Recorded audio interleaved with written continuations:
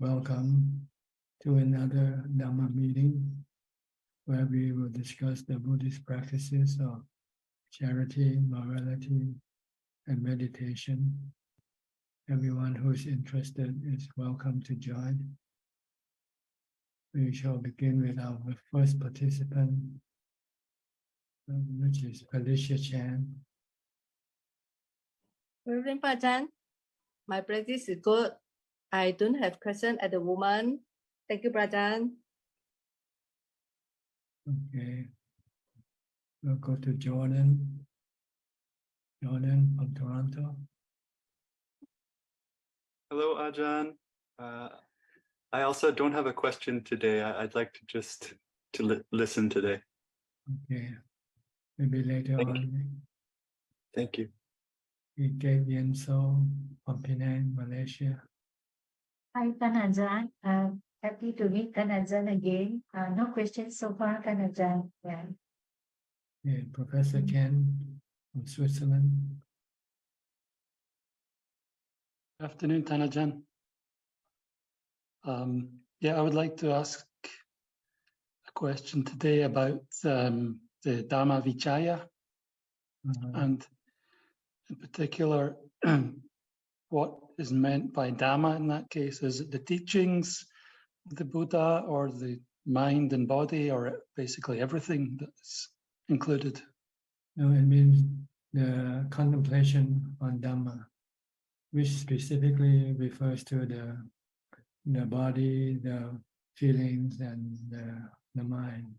So it's considered to be contemplation or study to see the true nature of the body, feelings, and the mind.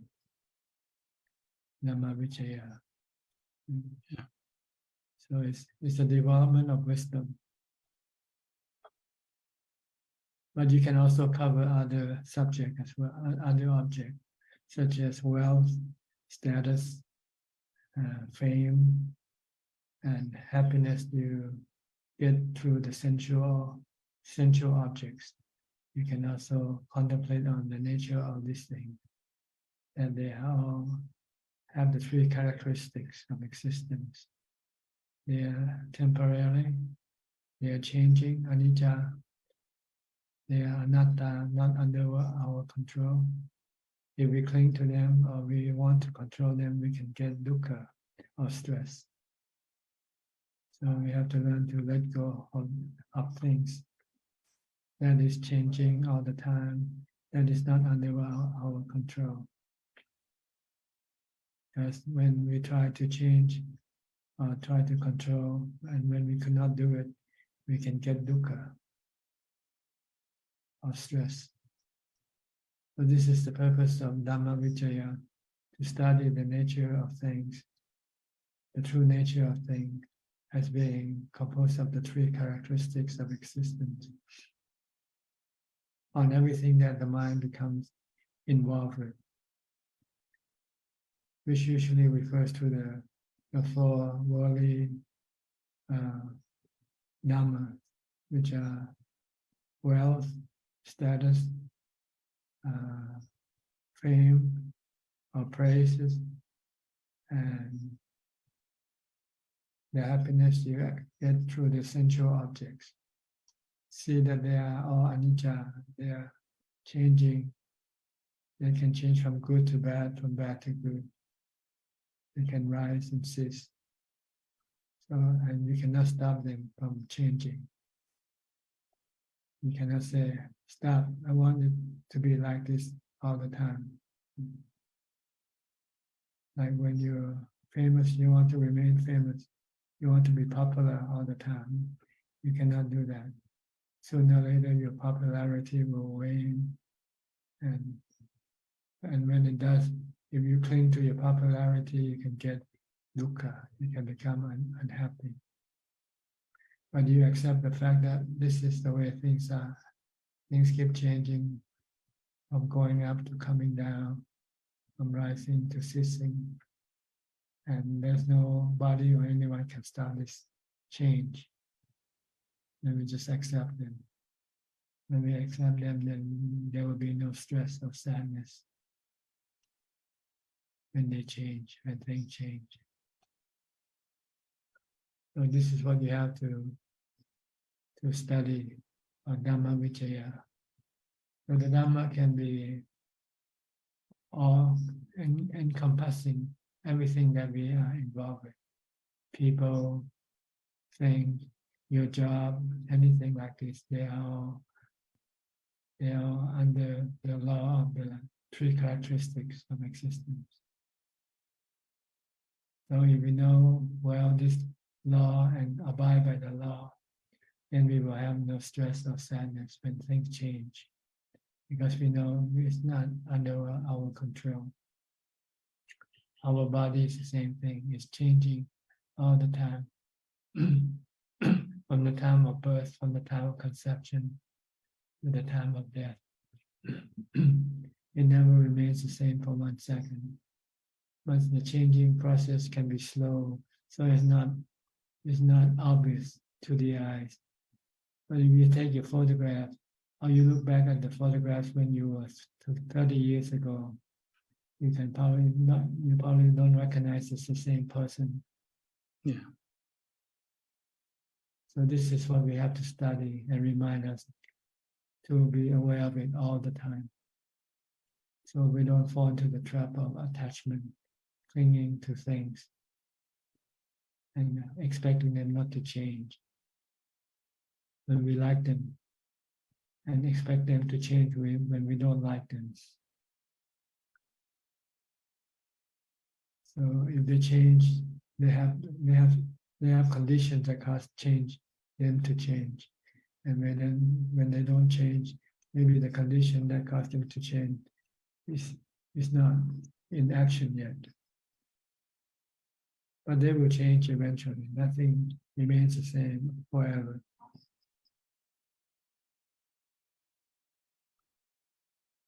So this is what you have to do when you develop wisdom or contemplation.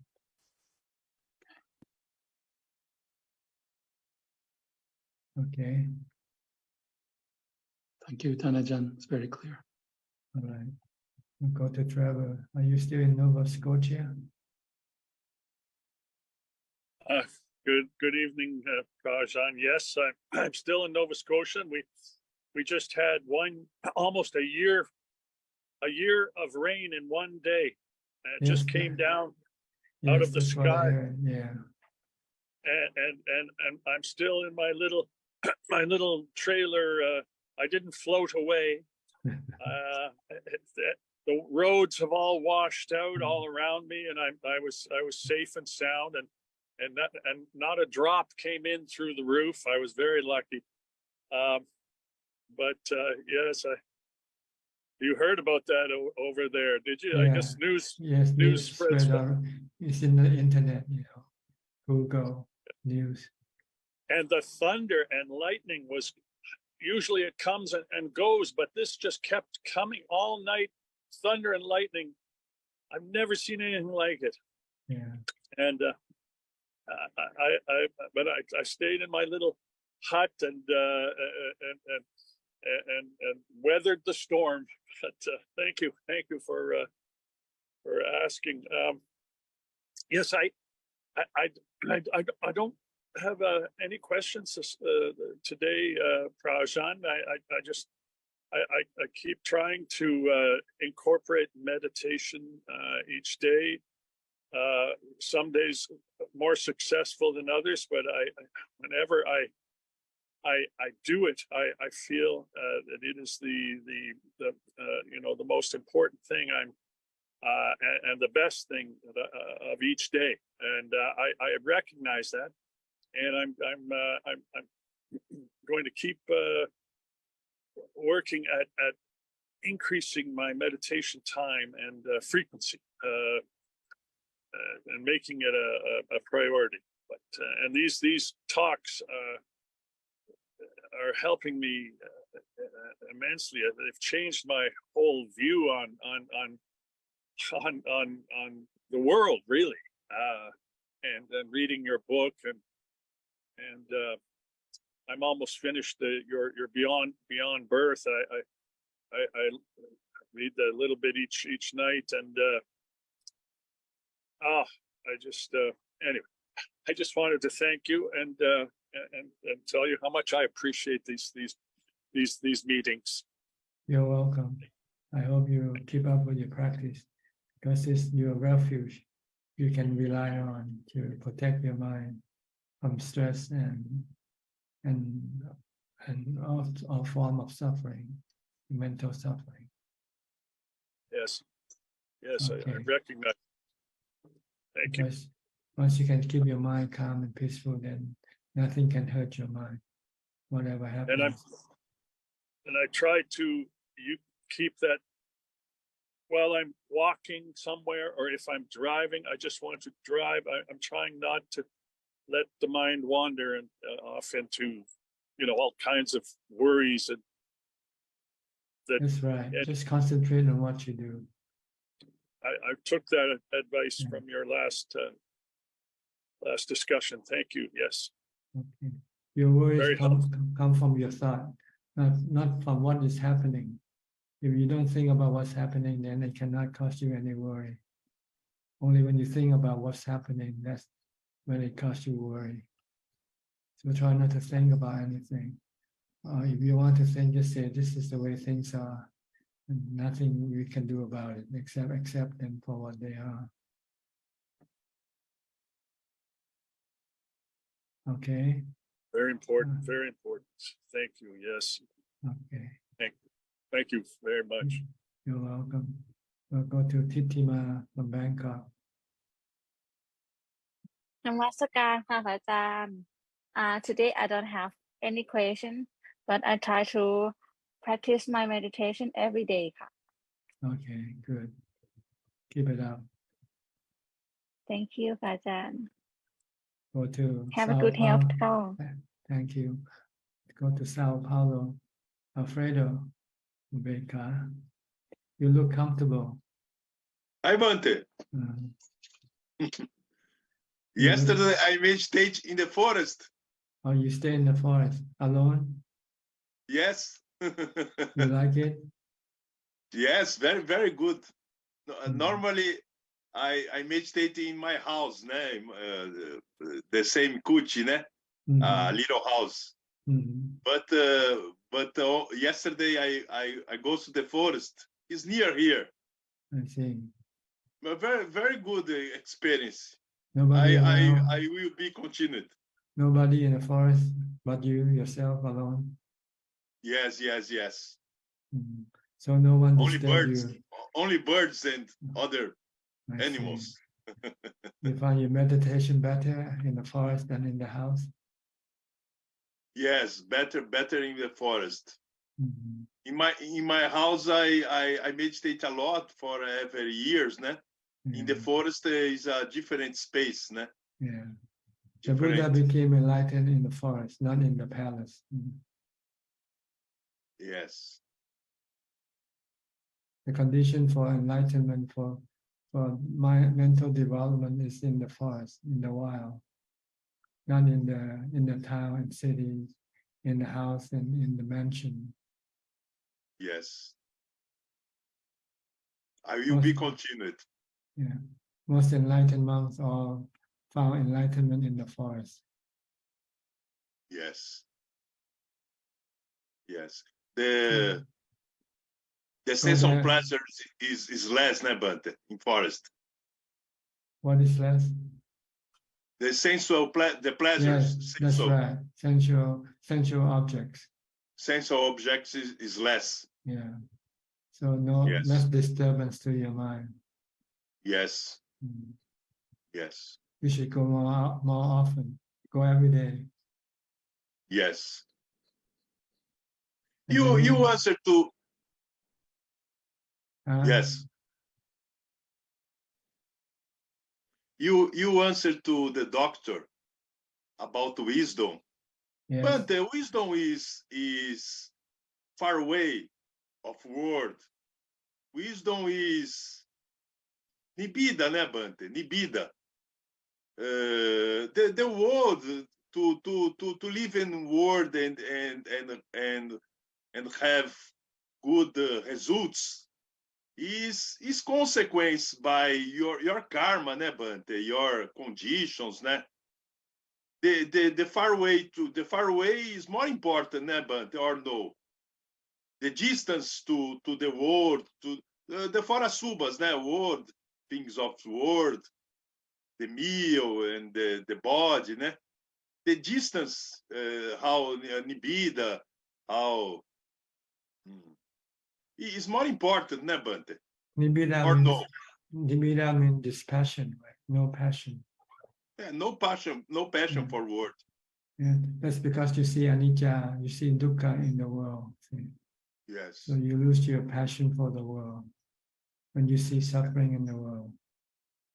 Yes. But people try to forget about the suffering in the world and focus only on the happy side of the world. So they become passionate with the world. Yes. And they don't want to see the negative side of the world. They don't want to see aging, sickness, or death. So that's why you need to develop wisdom. Wisdom will teach you to see both sides of the world, both the good side and the bad side. Yes. And when you see the bad side of the world, then you will lose your passion for the world. Yes. Then you find it's better to meditate, and you become passionate with meditation. You will do nothing else but meditation, because it gives you true happiness. Yes. Okay. Energy, samavayama. Samavayama. Yeah, you have to exert yourself. Okay. Yes. Good. You have to push yourself. It won't go by itself. Your Yes. mind won't go by itself. It needs your pushing. You have to keep pushing your mind to work harder and harder, more and more. Then you get more peace, more calm, more wisdom. Yes. Okay. Okay, Bante. Okay. Good. Good. Go to Rihanna challenge from Indonesia, Surabaya. My dimension, I want to ask about some. Yes, I have a question today. So in my school, there is a plan to cultivate fish. The plan is the student will cultivate fish, then the fish will be changed by us, and we will make the food from the fish. And the cultivation is included of one of the lesson in my school. So how to refuse appropriately to the teachers that has different religions. So the teachers ask the student for do the cultivation fish. Thank you, Ajahn. What are the students required to do? Can you repeat the cultivate fish? What? Can I understand this? Yes, like fish farming. Fish farming, Yes. fishing. Yes. And the students are required to do fishing? No fishing, Ajahn, like fish farming, and then the student will take care of the fish, and then after kill the fish. Yes, yes. I see. So what to do? Well, you just tell them that you are Buddhist and you have to keep the precept of not killing. You have to ask yourself to be excused from this project.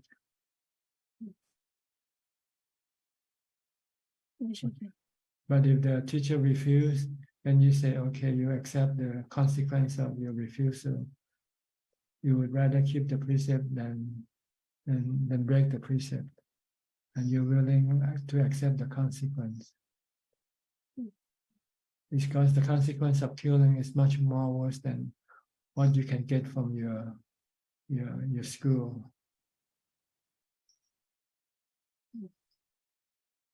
Because if you kill, eventually when you die, you will have to be reborn as fishes or animals. You cannot come back as a human right away. you will have to go pay your debt. So it's better not to kill. Then when you die, you don't have to go and take animal birth. You can take human birth right away. Okay, does this answer your question? Yes. Thank you, Ajahn, for the answer. Any more questions? No, Ajahn. Okay, Anumodana, Ajahn. okay. Thank you. You're welcome. Yes, So thank go you. to Singapore then. Okay, Kokseng from Singapore. Yeah. Good evening, Ajahn. Maybe I just update you my practice. For the past few weeks, I've been giving dana to the monks from Pali Life, where they goes to do the Pindapat every Monday near my place there. So I'm inspired by your video showing your Pindapat on Sunday morning. But in Singapore, we do not have such an opportunity to offer. And when I found that Pali Lai Temple has such an opportunity, only difference is that the monks from Pali Lai, they do not walk along the marketplace. They stay stationary, and the lay followers, they just bring the food items to the and offer to the monks who are standing. Yeah. That's okay, because maybe the law in Singapore prohibit monks from walking on the street. So they have to be stationary and receive alms that way. I'm not so sure because in Singapore it's very rare, and I think maybe Pali Lai Temple may be the only temple in Singapore who has such a practice. Yeah. So so far what I've been offering are dry food stuff like the dry rice, uncooked bihun, soya sauce, common salt, and so forth. Because all these will be needed by the kitchen in Pali Lai Temple, there's a group of volunteers who cook for the bhikkhus every day at the temple there. Yeah, that's okay. Yeah. Then second thing about my meditation practice, I found that sometimes when I sit, when I feel drowsy, I will walk. But sometimes I find so tired, then I will just lie down on the bed. So my question is, how do I know whether is it my defilement telling me, or go and lie down on the bed, go and rest, or is it I'm just genuinely physically very tired? So how do I tell the difference? Well, you have to know yourself whether you have enough sleep or not. If you don't have enough sleep, then you will have to sleep more. But if you think you already had enough sleep and you still drowsy or sleepy, it might be because you eat too much. So you might have to reduce your food consumption down. Not eat too much. Try eating once a day for a change if you want to solve the problem of sleepiness. And should you only feel sleepy just during meditation and not during other time, then it's probably your defilement.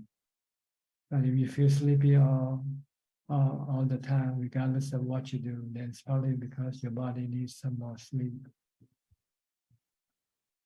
Okay, so maybe the next time, instead of following the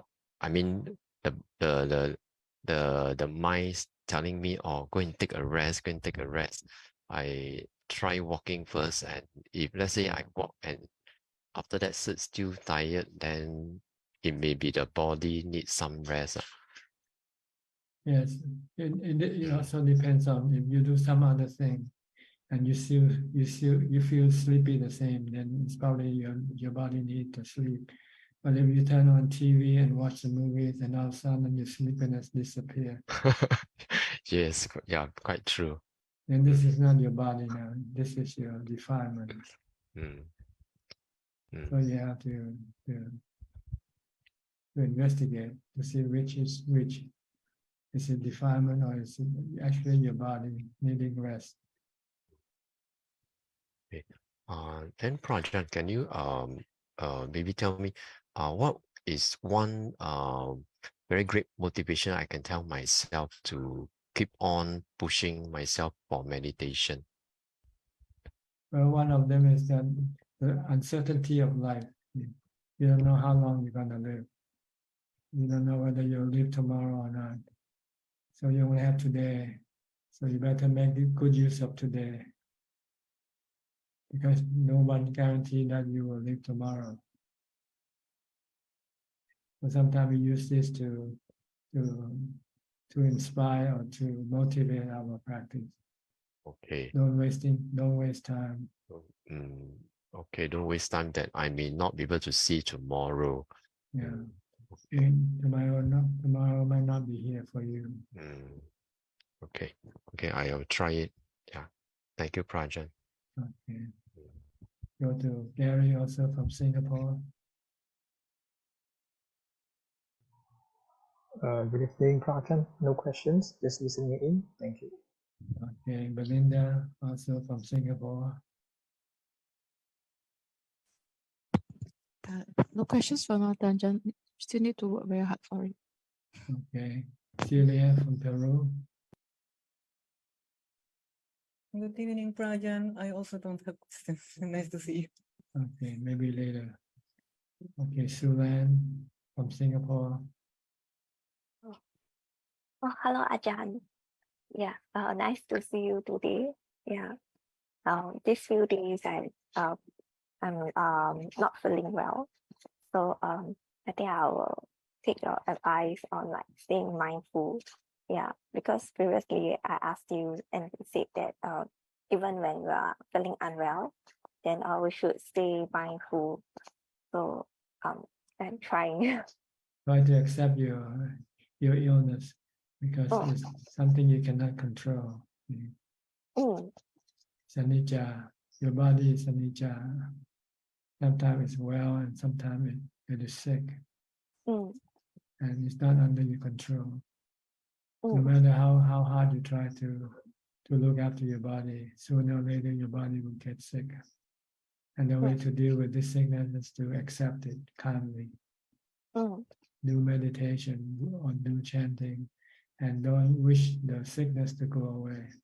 The more you wish for it to go away, the more uneasiness you will have in your mind. Oh, okay. But if you accept that, let it come and let it go by itself, then you will not have any uneasiness or stress. Okay. Okay. But you should take medicine and take the advice from your physician as how to deal with your sickness. Oh, But okay. be patient, let the sickness develop and disappear by itself. Because it's something that there's nothing you can do about it. Yeah, I was hoping that it would just go away by itself without having to It take will medicine. eventually, sooner or later. It will go on its terms, not on your term. Yeah. When it's ready to go away, it will go away. When it's not ready to go away, it will stay. So you have to be welcoming. That's all. If they come, welcome to my world. Then you will not be sad. You will not be unhappy. Treat your sickness as a welcome guest. I've been waiting for you for so long. Now here you are. Very happy to see you. Oh, okay. That's one way to look at it. Very wise. That's one way to relieve of the discomfort in your mind. The unease in your mind. Because generally the mind wants to reject the sickness once it starts to appear, wants it to go away right away. Yes. When that Yeah. happens, you're creating uneasiness or discontent in your mind. Mm. And I realized that when I'm unwell, then I keep wanting to sleep. Yeah. Then I kind of indulge in sleeping. Or you can use it as an excuse for you to meditate. Because normally, if you're not sick, then you would do some other activity. Mm. So when you're sick, then you cannot do other activities, but you can meditate. You can keep watching your breath, calm your mind, and when the more your mind becomes calm, then the less stress you would have in your mind from the sickness. Mm. So you should take sickness as an opportunity. Because normally, if you're not sick, then you would not be bedridden. Then you would be doing something else and not meditating. Yes. Now you're sick, you're bedridden, you cannot do anything else, so you can only meditate instead. Mm. So you should take sickness as a blessing in disguise. Mm. That's very true. I will meditate after the session, or after the session with Ajahn ends. Okay, good. Yeah. Anything else? That's all for now. Then if I think of any question, then I'll ask Ajahn. Okay. Yeah. We'll go to Thank you so Julia. much. Julia, are you still in Colorado? Mm. Yes. Hello, Ajahn. Yeah, I'm in Colorado, and I missed 2 weeks because one week was. I hope Ajahn is well, and I feel grateful. Yeah, 1 week was one pra, right? And so I didn't know for sure if there's this group on one pra 2 weeks ago, maybe. And then last week, I participated in a online retreat. And so from here in Colorado, and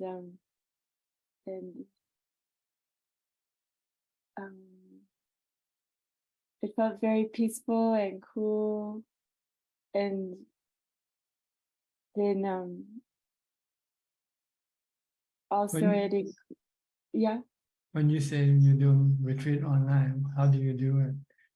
It's like So joining the meeting like we are doing right now. Yeah, so in the morning, I would do the puja, but they would be online doing the evening puja and chanting and sitting. But it was morning here, and then in the evening, I would do the morning puja online, and then I took the eight precepts, but I did them Colorado time, and then in between I did some sitting and some walking, and it was so wonderful. And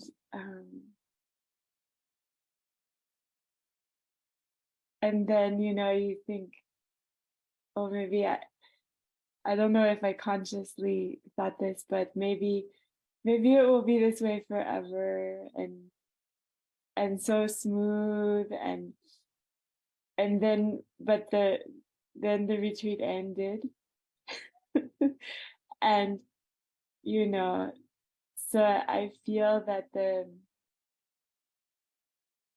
there's still access to the coolness, but there's some like speeding up, like in like the nervous system, a little bit more speeding. So I don't know how much will everything changes. But yeah. Well, actually, you can continue on with your retreat. You do a solo retreat. You can do it all the time. Just follow the same schedule that you do when you're on retreat online. Once the online retreat is finished, you can continue on your own. That's the goal really for practice, to be able to practice continuously. Sometimes you need something to kickstart your practice, like attending online practice. But once you got going, then you shouldn't stop. You should keep continuing on with your retreat every day. Every day, Ajahn. Okay. Because the more you do, the closer you get to your goal of enlightenment. Yeah. Yeah. So try to practice continuously. Don't stop after your online retreat. You should continue on with your solo retreat. Do it on your own, following the same schedule, doing the same thing. You can do chanting on your own, right? You don't have to chant with other people. That's true. That's true. Okay, I will. See, the purpose of attending this retreat is to establish a certain type of discipline in yourself. See? Normally, when you're on your own, you don't discipline yourself. You don't set up a schedule to do practicing. But when you join the retreat, they have schedule, right? What time to do what thing. Yeah. Yeah. So once you get this discipline, then you can do it on your own. See?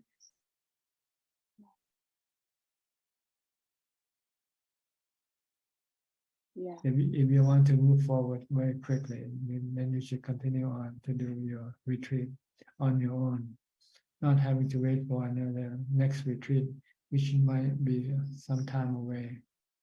And in the meantime, you're just wasting your precious time doing something else.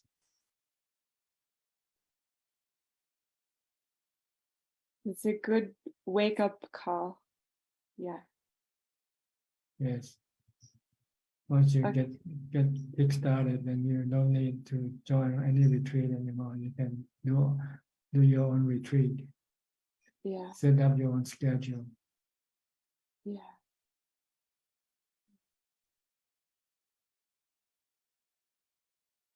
Okay, any question? Anumodana.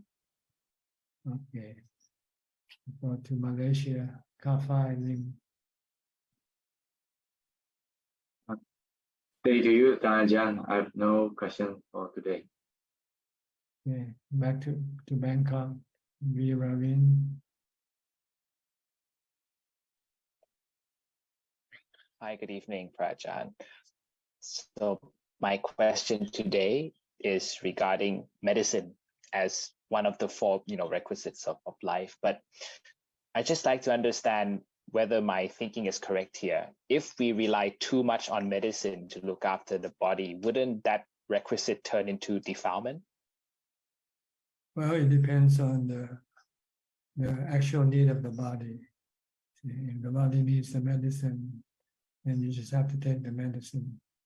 But if the body doesn't need that medicine, it's your anxiety and worry that needs the medicine, then it's your defilement. See? So you have to rely on your doctor to prescribe you the medicine.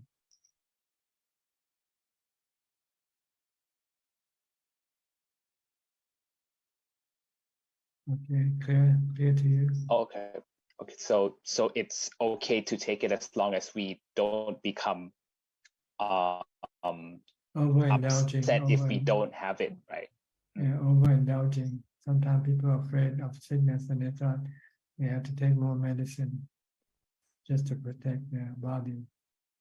And when in fact it's not necessary to take those medicines. So you have to take the advice from your physician. They know how much medicine you should take. So medicine is medicine for the body, but meditation is medicine for the mind. Is that That's right. correct in Yeah. understanding? Because if you meditate, then your mind becomes calm and have no anxiety or worry. So you might take less medicine when you feel you don't really need to. Like painkillers, you might not need to take any painkiller, because if you have a calm mind, your mind can accept the pain. But when your mind is not calm, your defilement doesn't like the pain, so it wants the pain to go away. So it relies on taking medicine to put the pain away. But if you have mindfulness, strong mindfulness and strong samadhi, your mind can absorb the pain without feeling painful. You know what I mean? You can absorb the pain without feeling painful. Yes. Because it's induced by the body, but it's up to the mind whether to absorb it or not. It becomes painful because the body rejects the pain of the body. So it's creating the mental pain, which is more harmful, more hard to deal with than the physical pain. So you want to stop the mental pain from arising by accepting the physical pain. Your rejection of the physical pain is the one that causing you to have the mental pain. But if you can keep your mind calm, then you can prevent the mind from rejecting the physical pain. So this is the purpose of the Dhamma medicine, the medicine for the mind. Or you can use wisdom and teach the mind that painful feeling of the body is part of life. And it's not under your control. It comes and goes as it likes. Only thing you can do is to accept it when it comes. Then you will have no mental pain arising.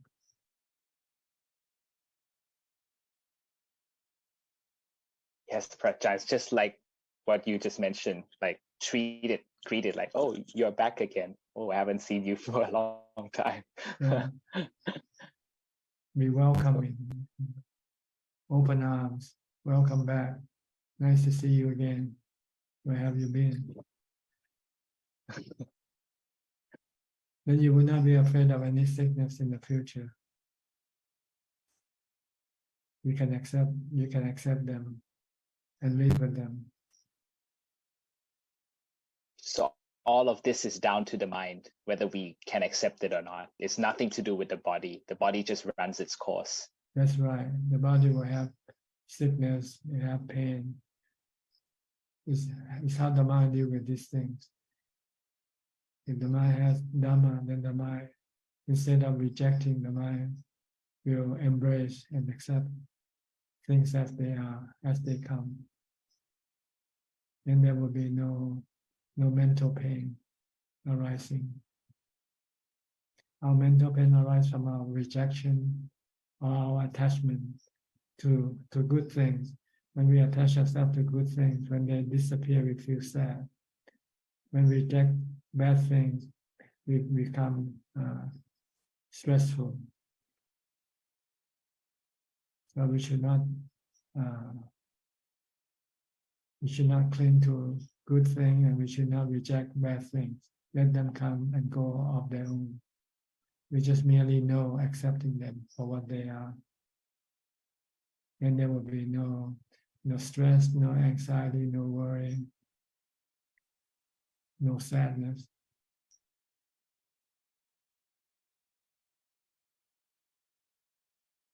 You need to have strong upekkha, you have equanimity. So you need to practice a lot of meditation in order for you to let go, to leave things alone. When your mind is not calm enough, your defilement wants to manage things, want to run things, wants to get rid of things, or wants to cling onto things. And when they fail, they can cause you a lot of anxiety and sadness and pain in the mind. Yes, Prajhan, meditation is important Yeah, to this you quell. need, yeah, it's a tool to deal with everything, with all situations, good and bad. Yes, it's whatever we cling to or not desire that causes us dukkha. It's tanha, right, Prajhan? Yeah, it's your tanha, your desire, your cravings, your expectation or your want. You want something, and when you cannot get what you want, you feel bad, you feel sad. But if you don't have any want, just let things come and go, and nothing can hurt your mind.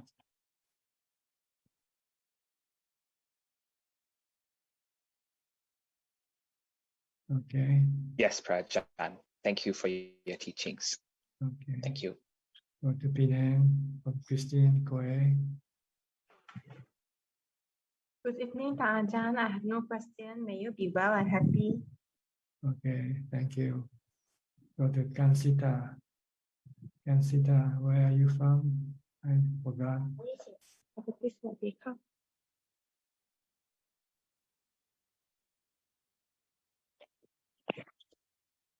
Hello, you can speak now. We can hear you. Go ahead, speak. นมัสการค่ะพระอาจารย์ I'm from Thailand. If you're you from still Thailand. remember us, yeah, we are in Bangkok. Can you hear me properly? Yes, I can hear you.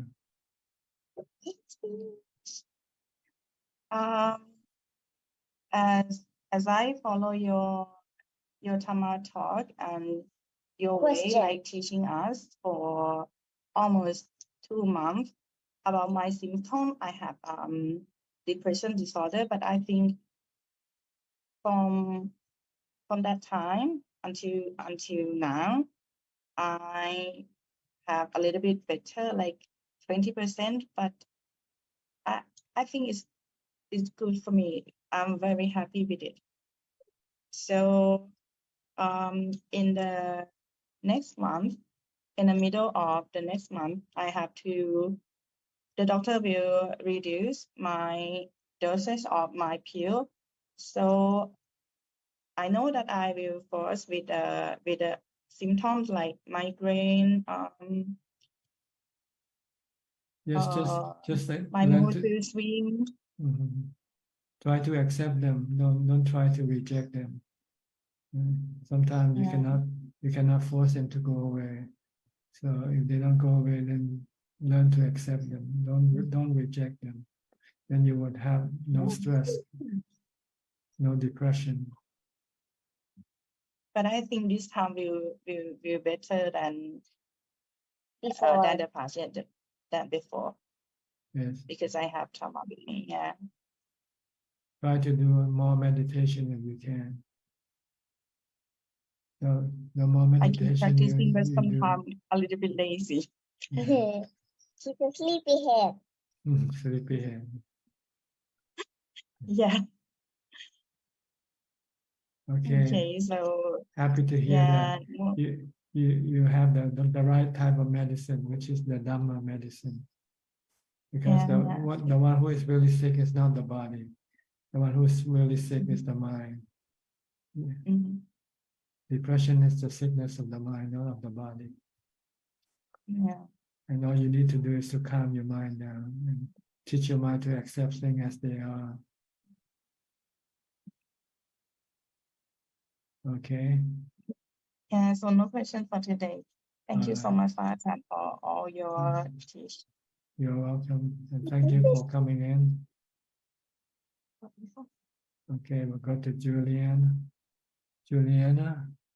where are you from?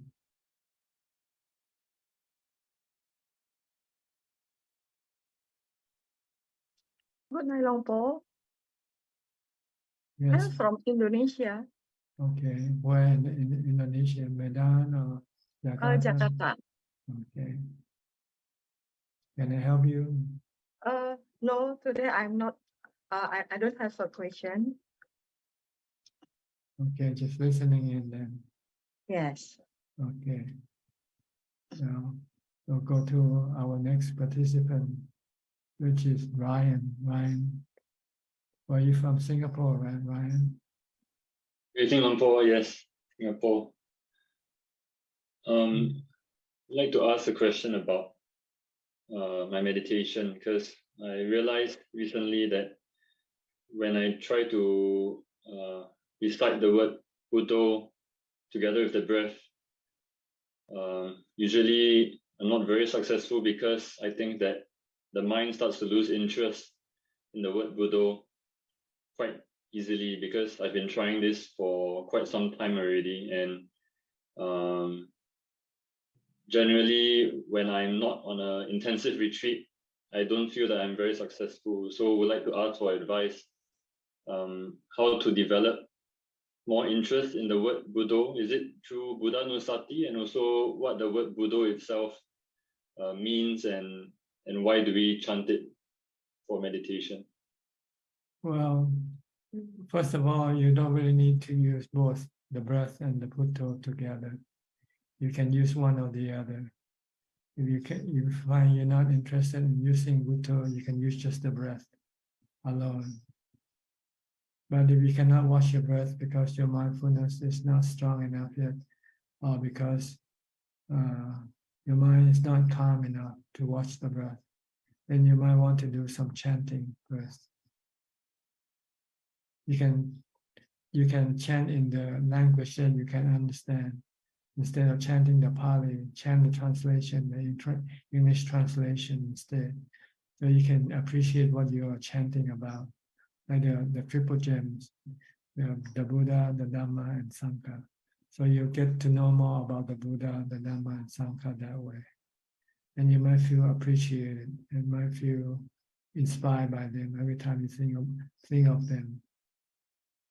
Then you might eventually like to use Buddho in the future once you understand who you are chanting, who you are reciting about, the Buddha.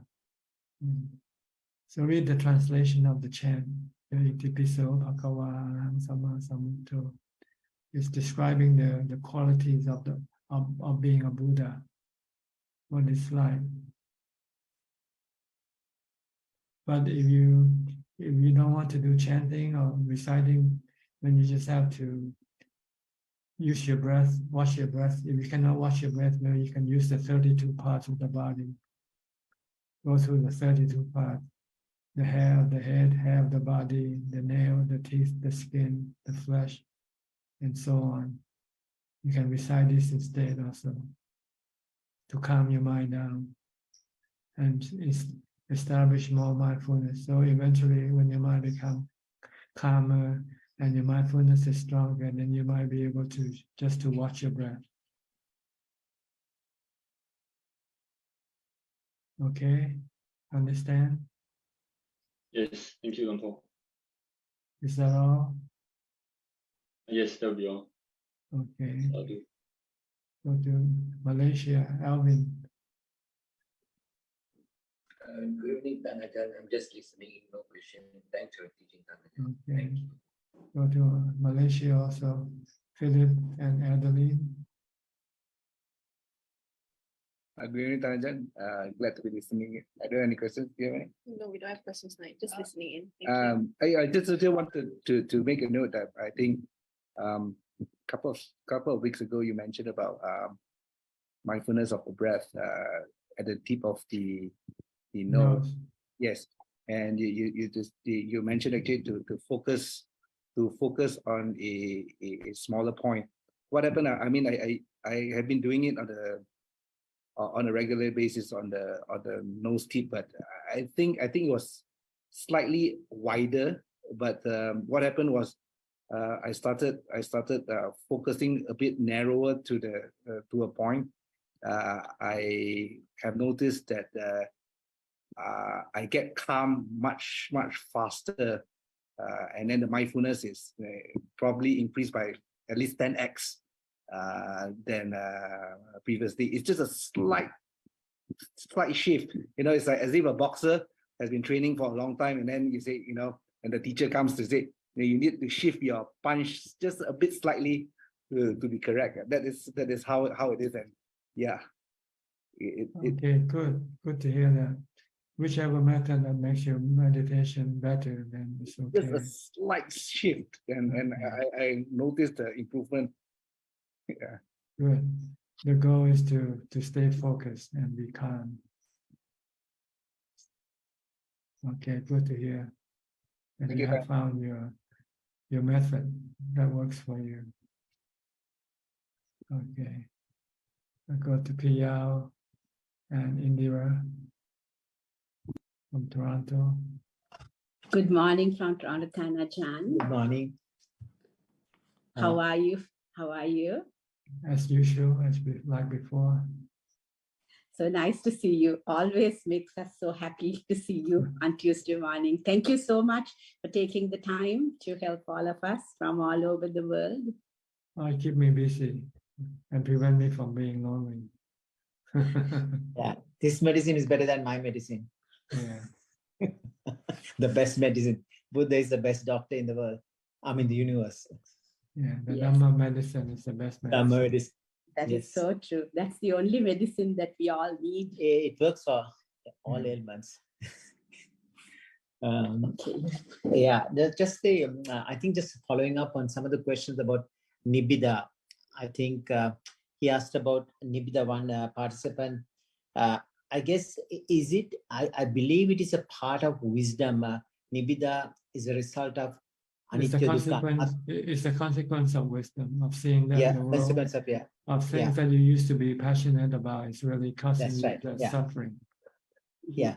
So Nibbida is like a more disenchantment, like you distaste for the same thing you like to. Say, for example, you like this rose very much because I'm into roses. So, but now I don't have the same affliction, same attachment, same craving towards it.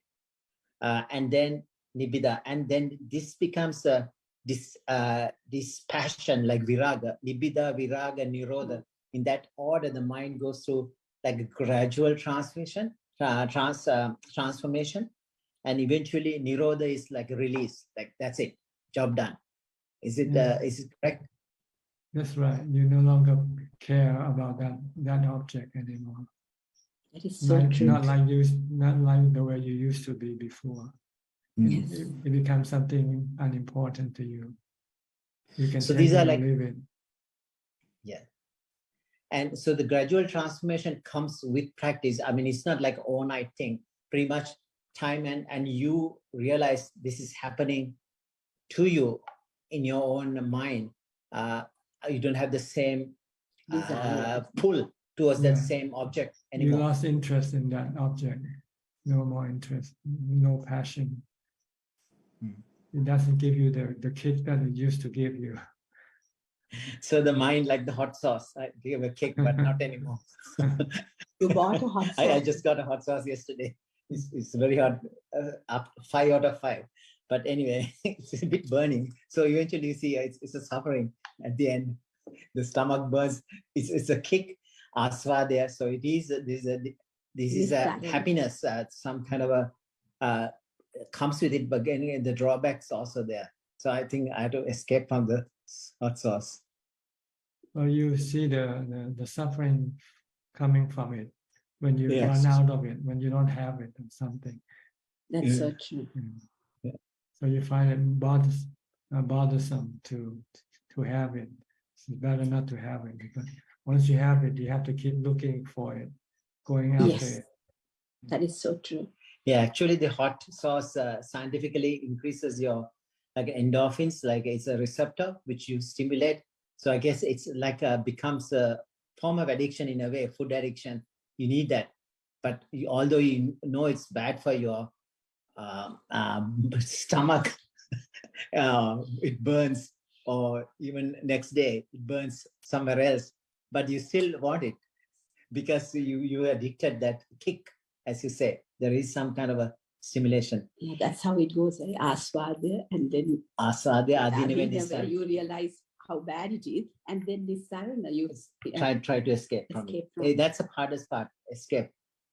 And even Thanajan, like, I mean, people you used to associate, like company, like there comes a time in life, like you just prefer your solitude, you want to meditate, it is like a lot of chaos and noise, so all those things are the same. Yeah.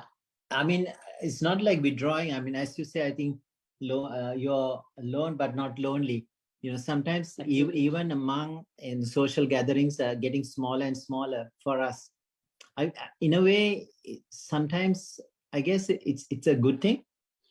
People think we become antisocial, but I guess they don't understand. Some people, they do need that all the time. But as you get into the path and you practice and you realize how peaceful you are within, you really don't crave for that anymore. That's right. The more you experience the calm of mind, then the less you are passionate about other things. And eventually you just want to be alone. That's why you go and become a monk or become a nun. Yeah, I think Buddha praised that Paviveka Kata, meaning that's right, Vivekata. Paviveka Kata and Sansarga Kata, meaning being together. Those are good things. Not socializing. Yes.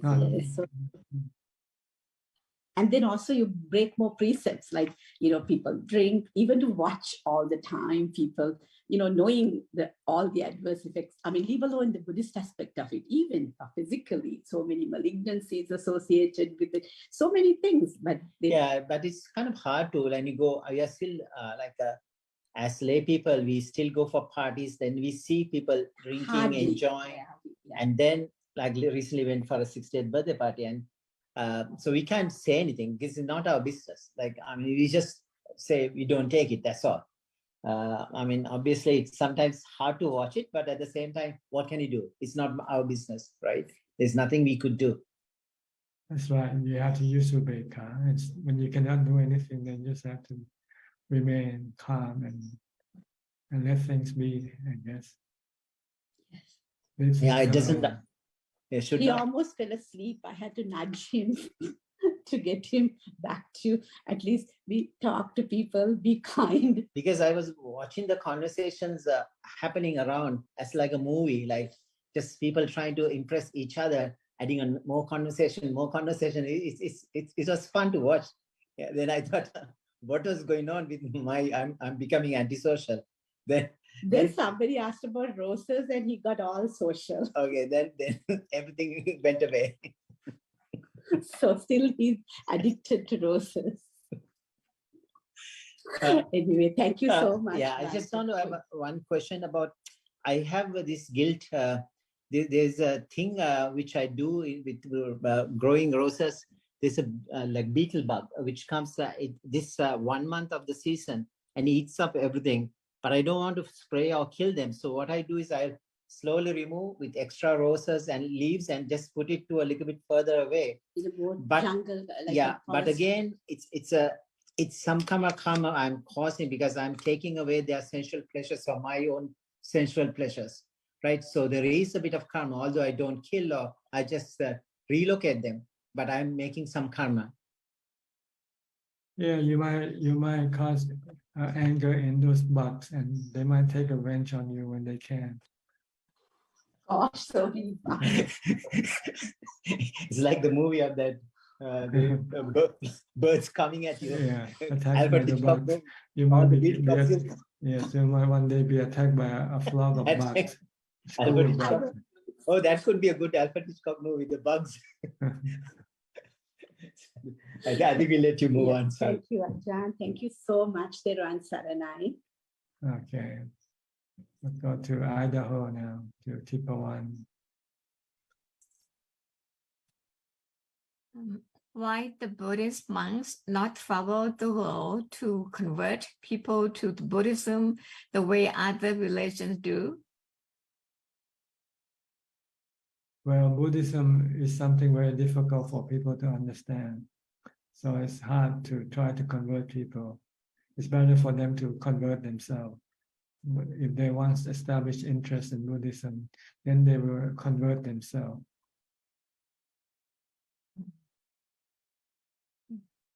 Thank you. See, Buddhism doesn't look for followers.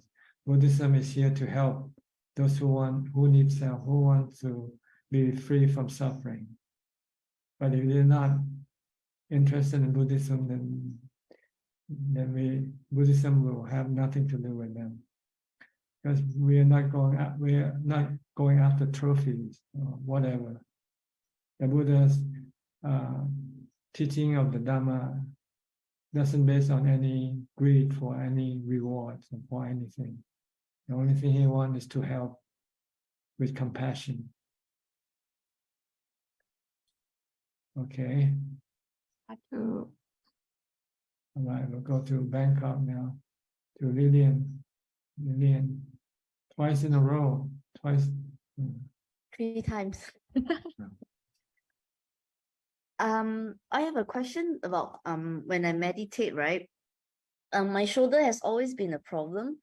So I tried to putto and just sort of ignore it, maybe try and accept it, or sometimes when it gets very painful, I try to focus on it. Just trying different methods, but it still gets very painful. So what is the best thing to do? I'm wondering. First of all, does this thing only happen when you meditate, or it happens all the time? Yeah, actually, it's like a chronic pain for me all the time, and it causes headache as well. So, and when you meditate, because of the posture, it makes it worse. So you have to go to see a doctor to fix your body pain. It was chronic, you know.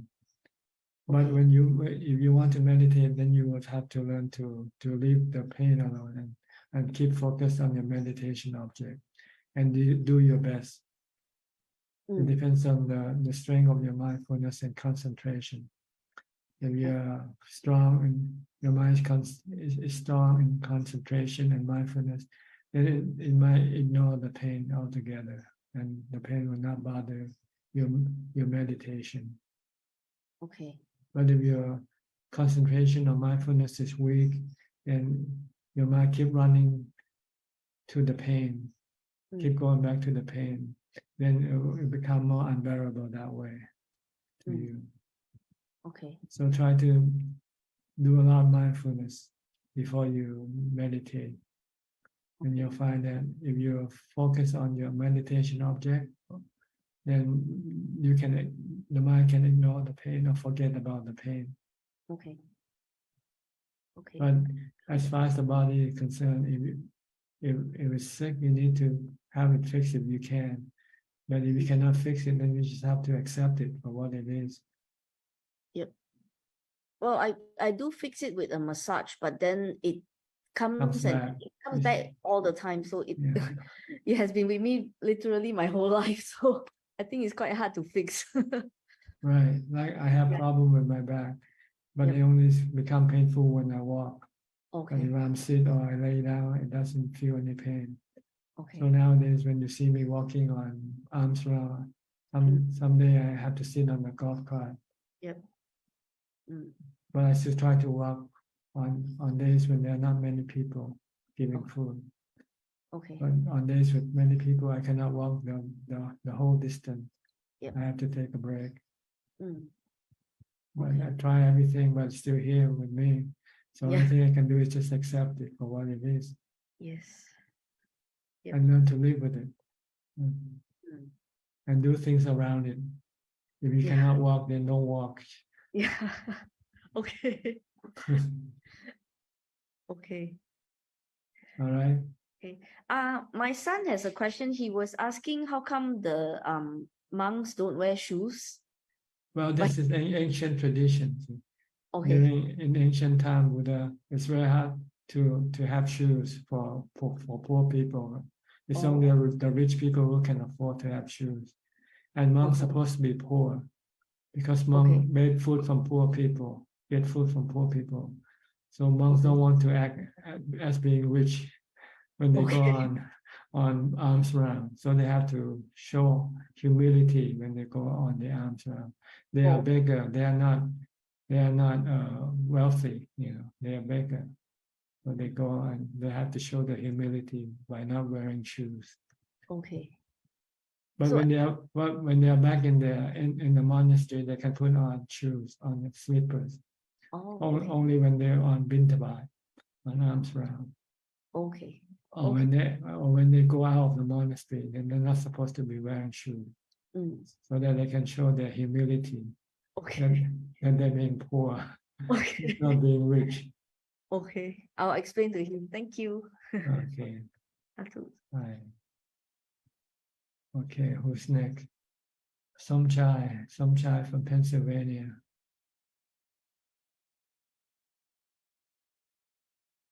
You have to turn on your mic first. Okay. Okay, I got it. Captain Ajahn. And I pop in and out. Last time I seemed to be, I look like a vacation or bad student or something. So that's apologize, and I come to respect today about that.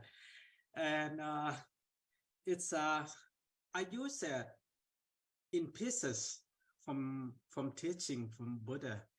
Like my wife work at the restaurant. I said, just let that go. Just don't worry about too much. It's you not control this world, thing like that. So that's what I using it, and I teaching my wife because she doesn't have time to go in like this. So because she work right now, I can work in my let's say not office, but there's a place to work, so I can do that. And but I just listening out sometime outside the room, and sometimes I can't get in. So, but again, it kind of lags. It kind of behind, lags quite a bit, but not really gonna drop out. I'm not gonna drop out this class or room, the school. So, but I just happy to see, and I can't say too much about it because kind of happy for see you. And Saturday, Sunday, I've been keep eye on like a golf cart. You said electric for that. I said, what happened to that? I just wondering about too. So about that. So since you explain about that, so sometime walking, like last time I got my shoulder looked like a pinched nerve something. So I went to the chiropractor. Still a little bit left, but it just lay with it, like That's you right. said. So, Yeah. So We don't live in a perfect world, right? yes, it's a lot of time it's like the shooting, that this and that, each state, everyone have to be shoot. Otherwise, it's not United States, I think. So, but all right, I just gonna listen and keep on reflecting on that, meditate.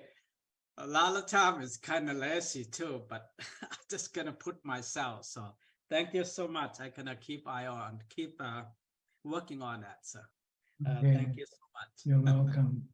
I think now is the time to go to Kun La for question from email. Yes, there are 8 questions from Gmail and 2 questions from YouTube. The first question is from Mandy from Malaysia. I try to relate on Anicang, which is something out of control, on my 9-year-old son. We receive comments on his misbehavior in school. He is very stubborn, won't follow teacher order, and won't listen to our advice. As parents, we need to guide him to the right path. In this case, should I keep quiet, stay away from him, and wait for him to come to us for advice? I personally get exploded easily with his misbehavior, which end up scolding him badly. How should I react to my son's behavior? Thank you. Well, as a parent, you have the duty to teach your children, but you have to find the right time to do it. First of all, you shouldn't do it when you feel angry. You should calm down first, and then when you advise or talk to your son or your daughter, and if they don't want to listen to you, then there's nothing you can do. But if you neglect your duty, then this is on you. You could be blamed for not teaching your children. So you have to try to teach them, but you have to find the right time and the right technique of talking to them. Next questions from Magga. When I practice Anapanasati, abdominal attention, and walking meditation, I get the sensation of the air particle hitting the wall of my nose and the feelings of dilation of my eyes, which cause the tightening in the forehead and top of my head, and this stopped me from continuing my meditation. I try to be mindful all the time, but forget to do due to busy lifestyle. Should I stop meditation because this feeling continue even after I stop meditation? Thank you. No, you can continue with meditation, but you might have to change the type of object that you used to concentrate your mind with. If you cannot watch your breath, then you should do some chanting first.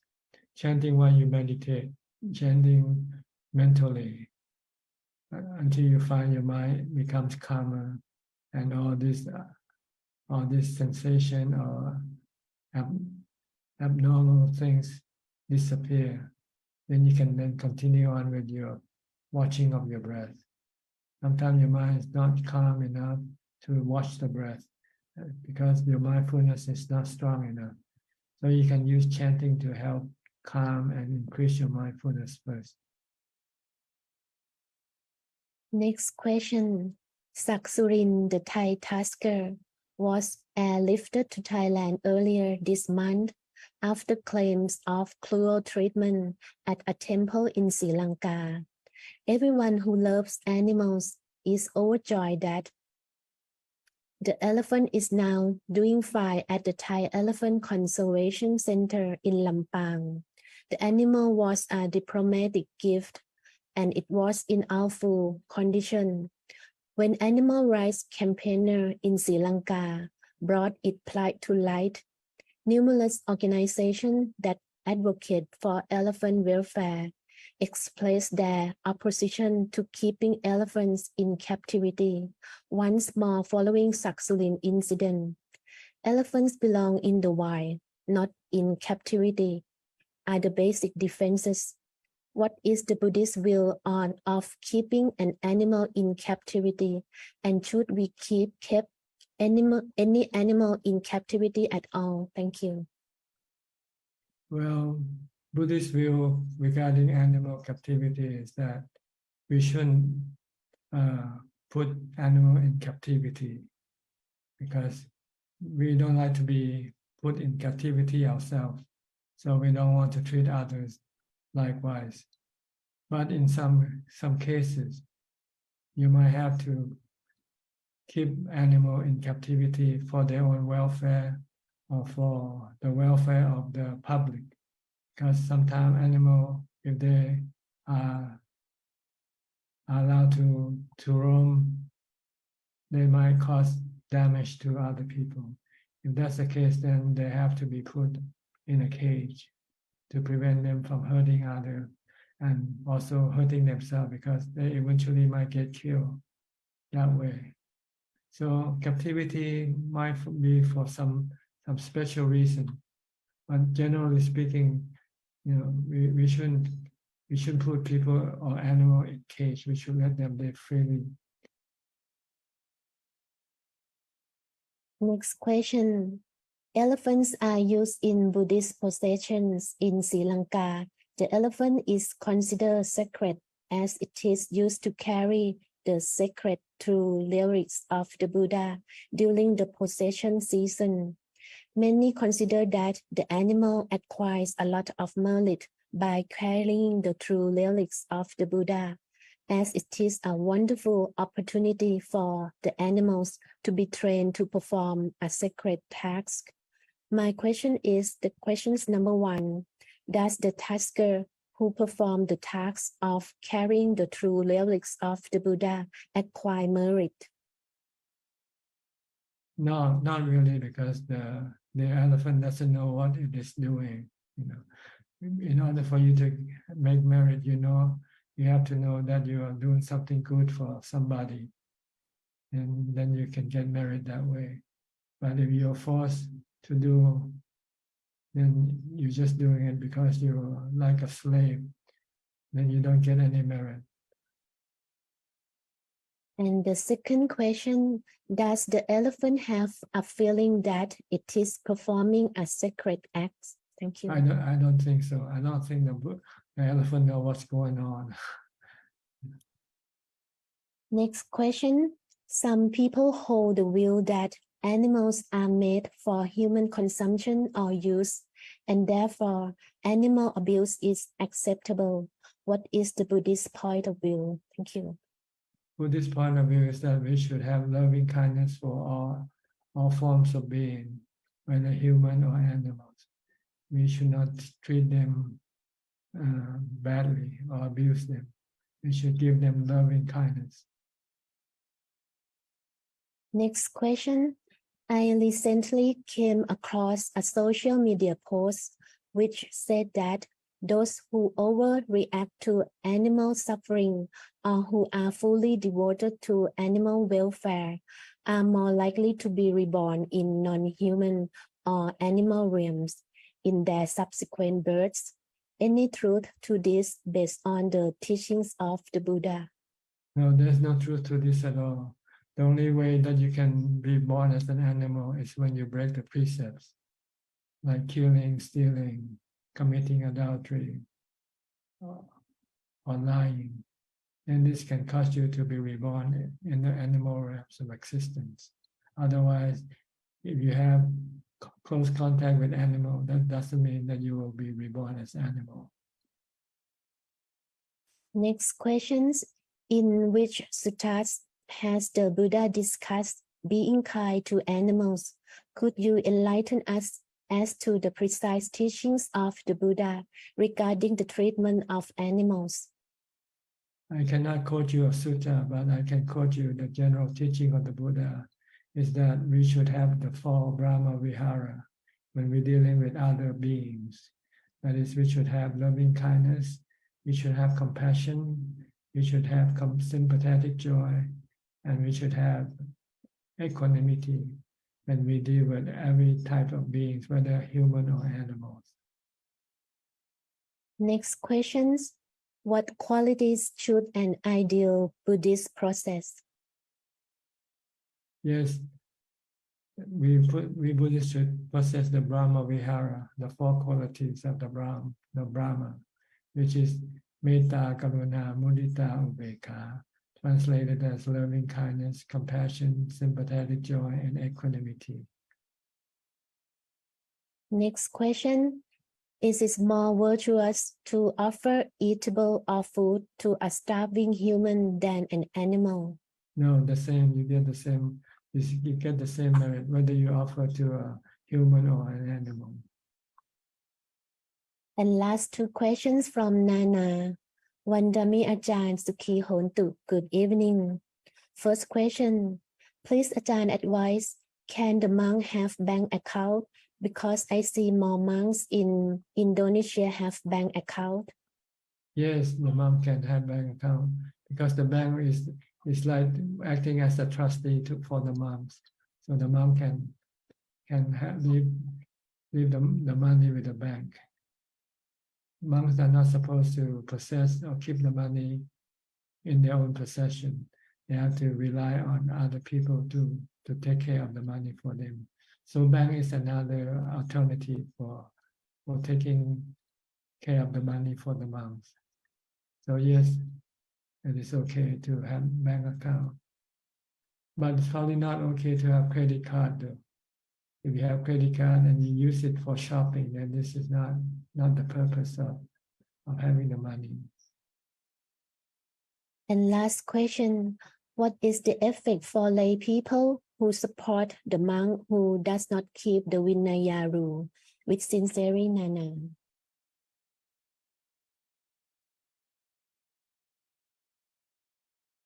You repeat the question again, please.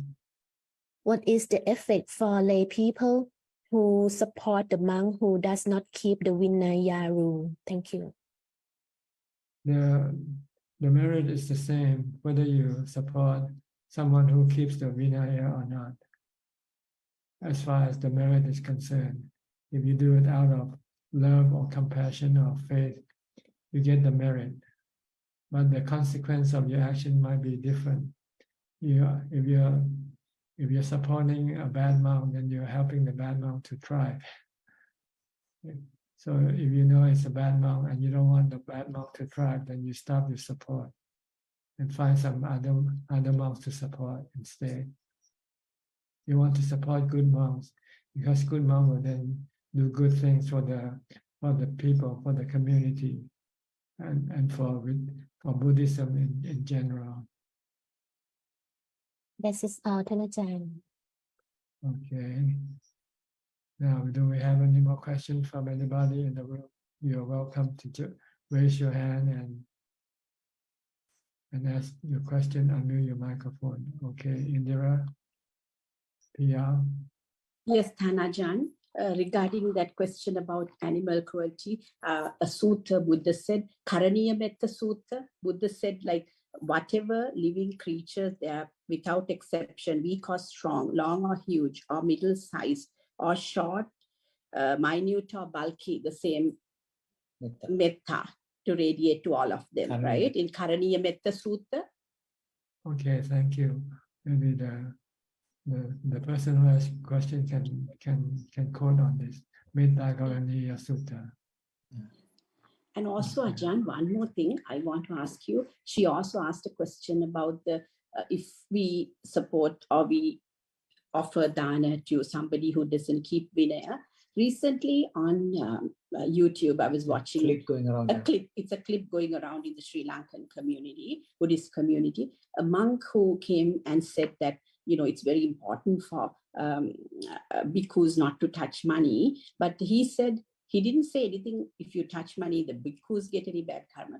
All he said is, this happens because people offer money to lay people offer money to the bhikkhus. So there are in Sri Lanka, they go to hell. In other words. Yeah, so in Sri Lanka, this is a normal thing. People do offer money because bhikkhus take money, they offer. It's like but he said, people who would go to hell realms are the lay people because they offer money. Offer encourage money. people to not at all. They give that, they go to heaven. But the monks who use the money wrongly go to hell. I thought so too. Yeah, yes. he said that, but I wanted to check with you, and especially thank you to the because person who the asked lay the people question. doesn't know their Vinaya rules. They are giving with a good heart. That's I mean, right. saying Support, if they say no, support. they will. Yeah, if they say no, they will not give it anymore.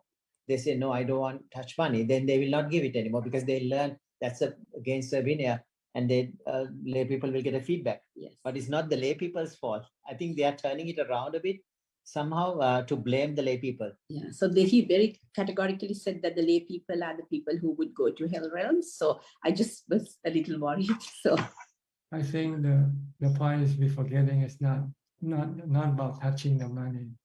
It's spending the money. That's more important. What do you use the money What for? to do with it? Exactly. If you spend it on charity, then it's okay, right? If you that is help, so true. So true. help those in need with the money.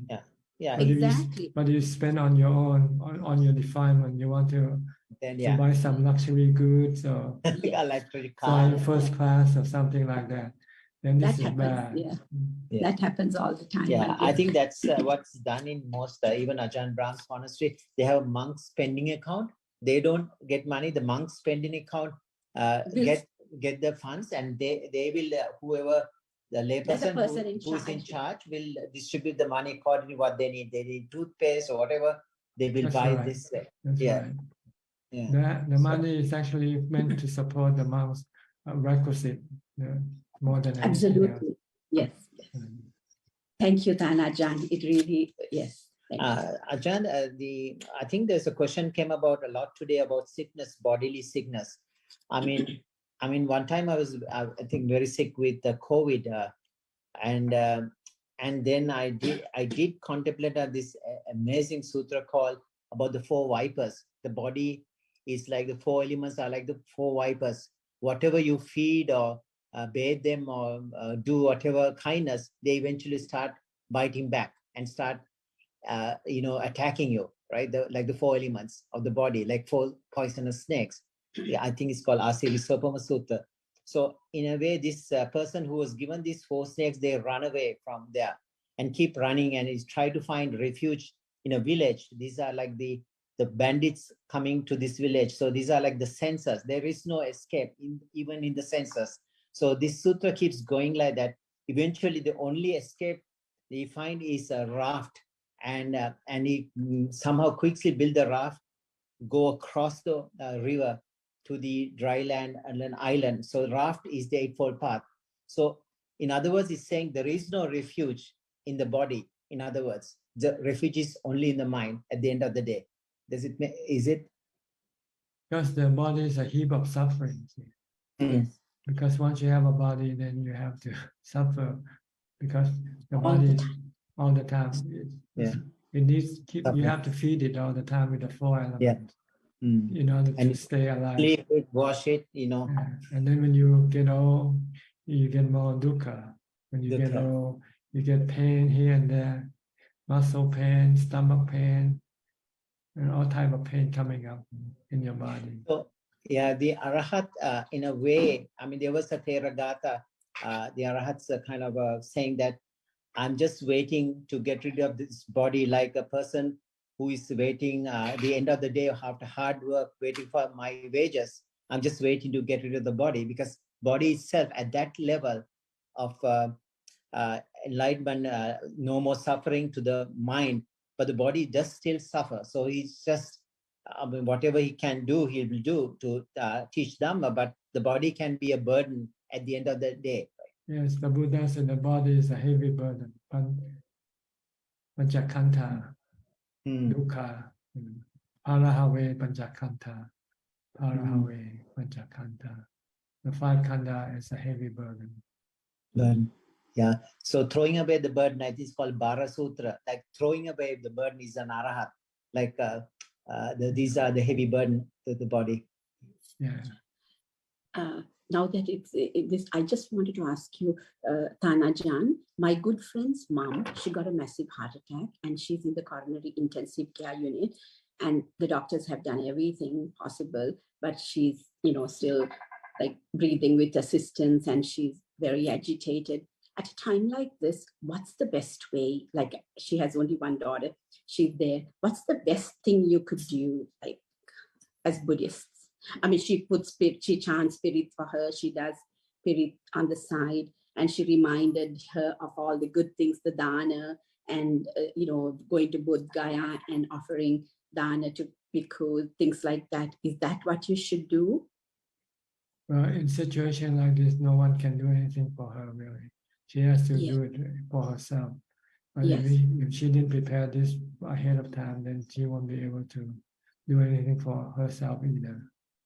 That's why you have to practice before you get old, before you die. You have to pass the test before the final test. That's right. Because when you get into the ring, no one can help you. Like a boxer. People can help you when you don't get into the ring. They can train you how to box. But once you're in the ring, then you're on your own. So the last thought, or the Chutisita, now it's what you sort of think the last time. So if you hear like Sota Vijnana, like, if you hear something good and remember something good you did, recall. You might. But there's a chance, like a lottery. You never know. Unlikely. It depends on how you train yourself to think. If all your life you've been thinking about bad things, don't expect on your last moment to think about good things.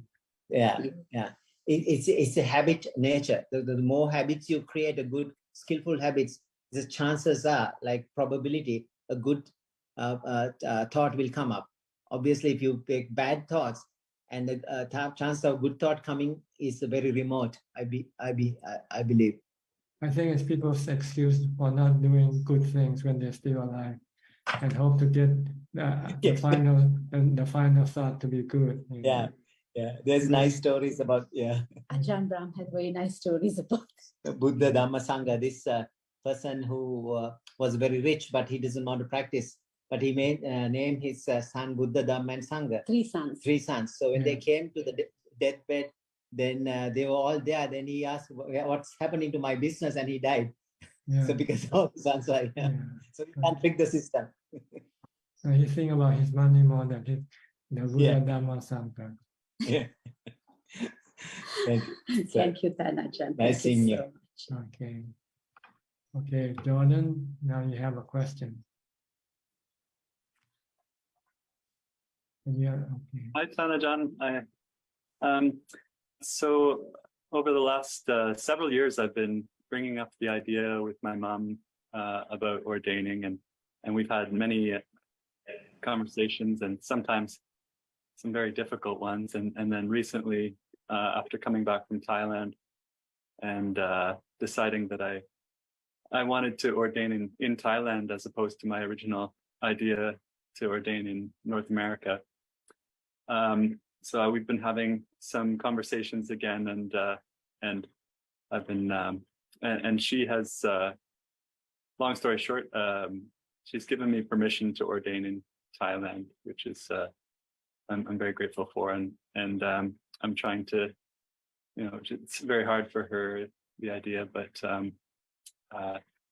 one question she had, one thing she was concerned about is that sometime in the future, there's a good chance that I'll be receiving a kind of large inheritance from my grandmother, and she was just she had the idea that if I was a monk, that the money would go to the sangha, and I understand when I'm a monk that I wouldn't want to have a say in it.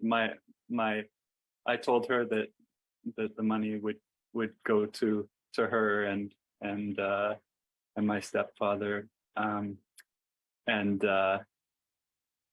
so I'm just wondering what is, just to make sure I'm correct, the money, if you get an inheritance when you're a monk, does it automatically go to the sangha or no? No, it belongs to you.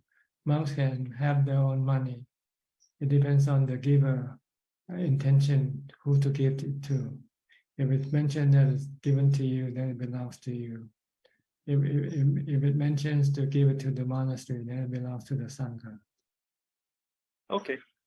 So okay, it depends on the giver, the person who gives you the money, whether they wanted to give it to you as your own, or they want to give it to the monastery.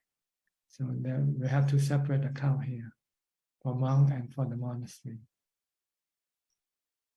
Okay, thank you. So if I'm a monk and this Yes, inheritance, if someone gives you money, it's in your account, then it belongs to you. But if you find it burdensome, you don't want to have it, then you can give it to someone. okay, that's what I'm planning to do. So give it. Because monks don't really need money to live, and it can become a burden sometimes, or can become harmful when you start to rely on money to solve your dukkha. When you feel bad, you say, I should go somewhere and use this money to help you go places. And this could be a hindrance to your practice. I understand. I don't want anything to do with the money, really. That's why the Buddha didn't want monks to have any money. But then someone asked that maybe some monks might need some money for some special medicine or something that they cannot get from dana, from charity. Then the Buddha said, okay, they can have some money, but they shouldn't keep the money. But the money should be looked after by someone, by a lay person. And should they need anything special, then they should ask that lay person to get the things for them. Monks should not go buy things on their own. Okay. And if the money that is being kept with the lay person, been stolen by the lay person, then you have no legal recourse to reclaim the money, because that money doesn't belong to you. You should not consider the money given to you belongs to you. And if the person that you ask to keep the money for you cheat on you and stole all the money, there's no legal ground you can go and reclaim the money from that person. Because the Buddha said you should consider the money not belonging to you. It belongs to the giver. And they only ask the person that you trust to look after the money for you. That's all. But it's not your money. It's the giver's money, not your money.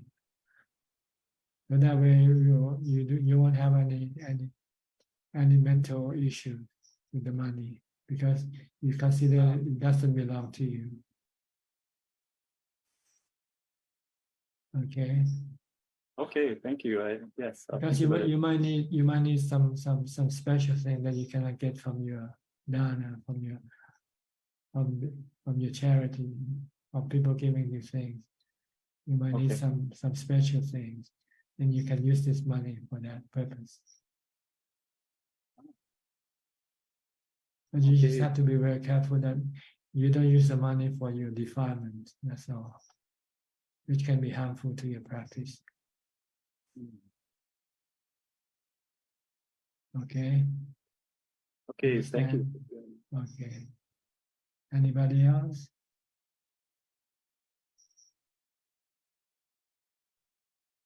Okay, nobody. All right, then I think Sulan, you raise your hand. Okay, Sulan.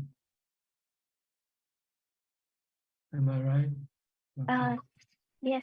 Hello, Ajahn. Thank you for answering our questions. I have a question which is on right speech. So in right speech, we have to like avoid idle talk. We have to avoid speaking false information. We have to also speak at the right time and speak the truth and what's useful to people. So in our daily life, so if we look into this, then it also means that actually we don't have to speak a lot, right? Well, as a layperson, your right speech only concerned about speaking the truth only. You don't have to worry about idle chatter or speaking foul language or speaking nonsense. This is more for someone who is ordained like me. I have to keep this for these three other type of speeches. But for lay people, you're only required to speak the truth and not lying, like in the 5 precepts or in the 8 precepts. But if you want to keep the other one, it's no one to stop you. There's nothing to forbid you to keep the other 3 type of speeches if you wanted to. But sometimes as a lay person, you live in a world where people, lie to each other or speak foul language or have idle chatter. So sometimes you have to go along with them, right? Yeah. So you're not required to keep the other 3 types of right speech. You're required to keep the one that is not lying. You should only speak the truth. Okay. So as lay people, we also need to learn how to interact socially in that sense. Yes, you have to interact with people, and sometimes you have to do idle chatter. People like to do idle chatter.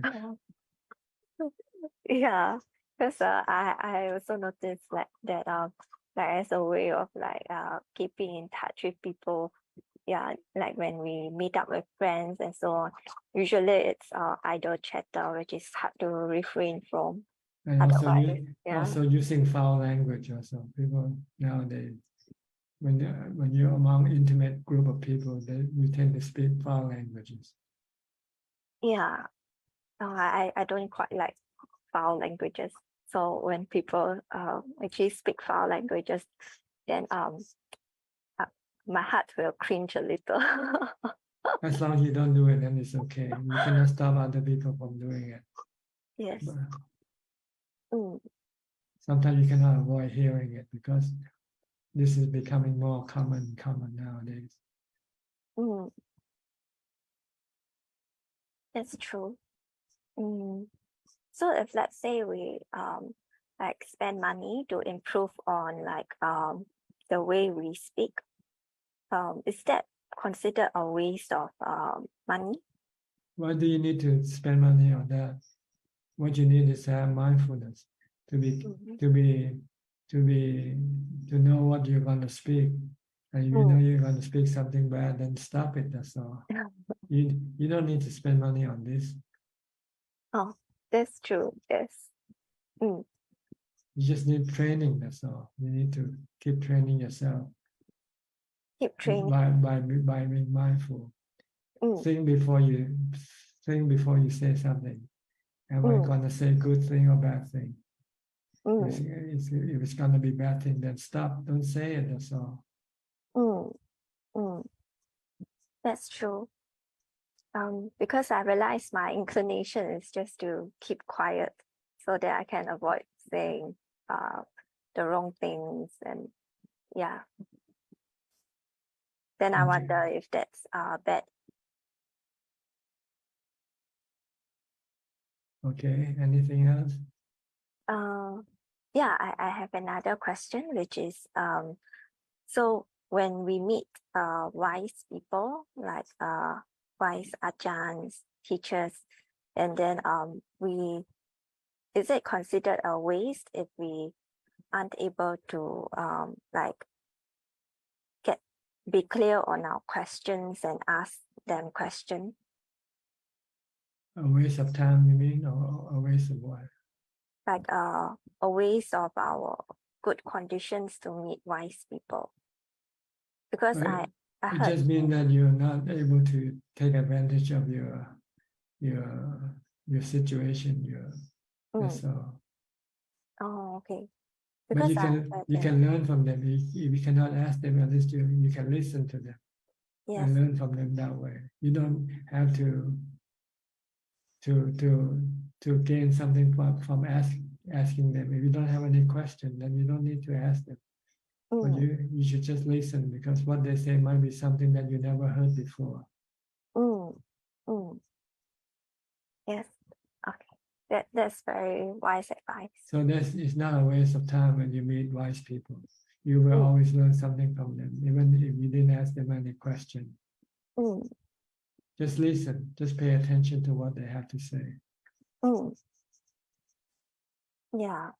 Because I heard there's a saying that if we don't ask questions when we meet wise monks, or even like back in the Buddha's time, people didn't ask questions, then they are bad karma or something like that. No, not true. Maybe you don't have any question. Maybe you understand everything already. Oh, that's very true. Okay. Yes. Okay, so don't worry about this. Don't worry about it. Just be thankful that you meet wise people, and just pay attention to what they have to say. Yes. And if you don't understand, then you might ask them later on. I didn't understand what you said. Can you elaborate or something? Yes. Okay. Okay. Thank you, Ajahn. Okay, we have B. Ravin first, I think, who raised his hand. Is he still here? Okay. Yeah. Just a quick one, Prajan, also on the Noble Eightfold Path, but on the topic of right livelihood. Is it considered breaking the precept if we are involved in doing one of the forbidden jobs, just as selling weapons or selling alcohol or selling animals? Or is it just not recommended to do? As long you don't kill anybody from your job, directly yourself doing it, then it's not breaking the precept.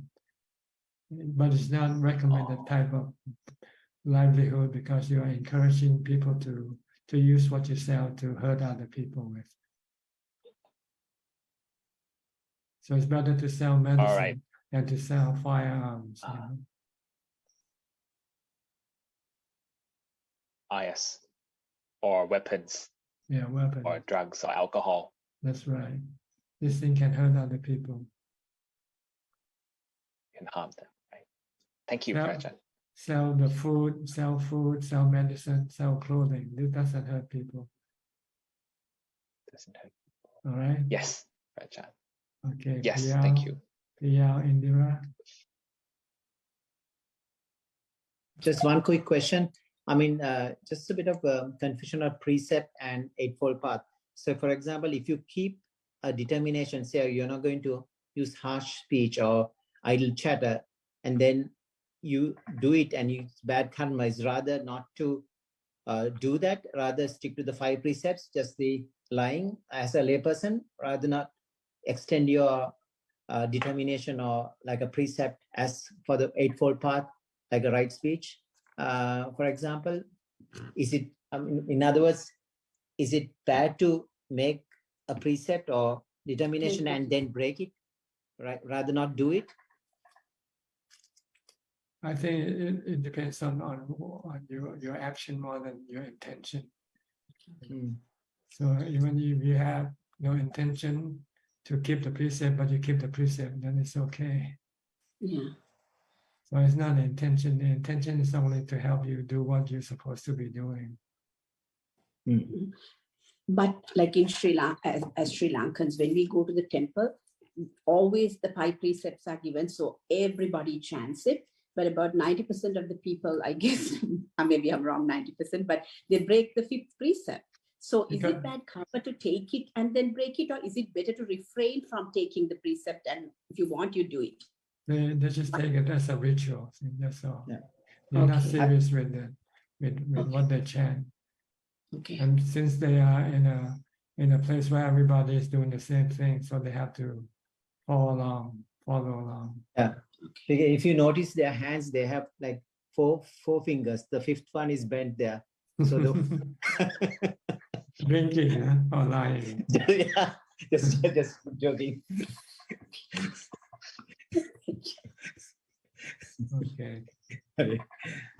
All right. Okay. Anybody else? Any more questions? We still have about 10 minutes. 8 minutes left.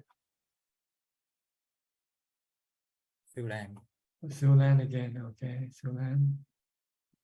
Yeah. Hello, Ajahn. Yes. I have another question. It's inspired by Ravin's question on the right livelihood, because recently, a Buddhist friend of mine, she was asking our group of friends about this occupation, whereby the business itself, they are selling supplements whereby people who take alcohol, if they take this supplement, it can help to detox and break down the alcohol faster, and can help them to sober faster, and also protect their liver. So the question that she had was that is the selling of such supplements, which is the business itself, is it in line with the Dhamma? Because in a way, it's a medicine to help protect the liver for people to sober up faster, but it also encourages people to take alcohol, because yeah, so it was a dilemma for her. She's not too sure. All right, you should say as the effect of the medicine itself. The medicine is there to help cure the problem, not to encourage the person to drink more. But if the person wants to drink more, that's his business. That has nothing to do with you, with your medicine. Oh, okay. So that means It's okay. It's okay. So it is not the medicine that encourage people to drink more alcohol. It's their own defilement. It's their own defilement, their own desire. Oh, okay. Because there might be people who wants to stop drinking and fix their illness from drinking alcohol. Then this medicine will be good for them, right? Yeah, because it said that the medicine is to reduce the Asian flush, and then protect their liver, help to detox. that break down the alcohol toxins.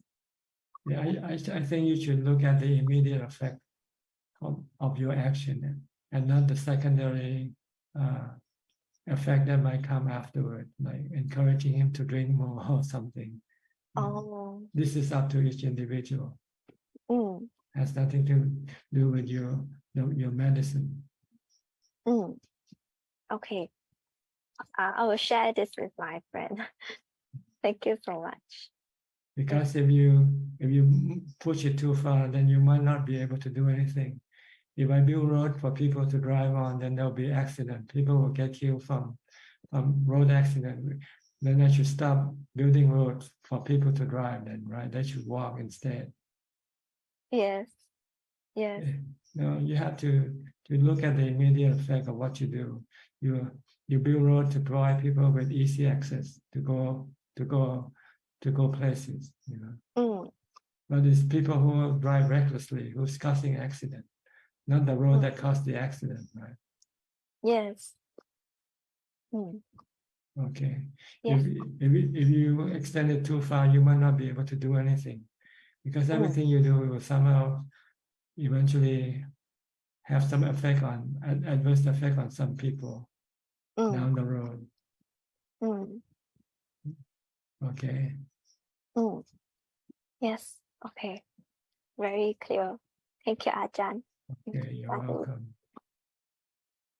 Mm. Okay, I think that's about one more question from Ryan. Okay, Ryan, can you hear me? Yes, yes. Sorry, just one quick question, which is this is something I've always I've heard the answer to several times, but until now I still don't understand. So the difference between piti and sukha. Well, sukha is translated as happiness. Piti means rapture. It's similar, you know. Don't worry about it. It's good to have both if you can. Okay. When you have rapture, sometimes you have tears falling in from your eyes, or you got goosebumps. This is rapture. This is piti. When you feel happy, this is sukha. Okay. So sometimes they come together. They're like brothers and sisters. Okay. Don't worry about them. Just try to have them, you know, by meditating, by focusing on your meditation object. Then you get piti and sukha. And eventually you get equanimity and calm and peace and contentment state. Okay. All right. I think that's about it for tonight. That's all the time we have for tonight. Thank you very much for your participation. I hope this meeting will help you, give you more information and help you advance in your practice. In the meantime, please stay safe, stay mindful, and keep on practicing. And if all goes well, I'll see you all at the same time next week. Thank you and goodbye. กราบสาธุเจ้าค่ะ Thank you, everyone. Thank you. Thanks, everyone. Thank you. Bye, everyone. Bye bye. Thank you. Bye bye. สวัสดีครับคุณบอยแกนดร.ลาด้วยครับสวัสดีครับ